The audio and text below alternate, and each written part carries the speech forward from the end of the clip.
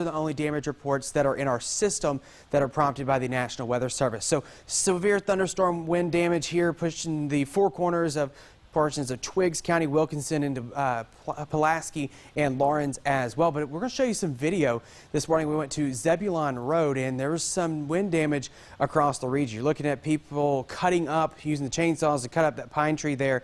And again, we dealt with this severe storms that pushed through. Even there, you can see that the pine tree limb is there. Trees snapped at the surface. Very likely that this was a tornado on Zebulon Road.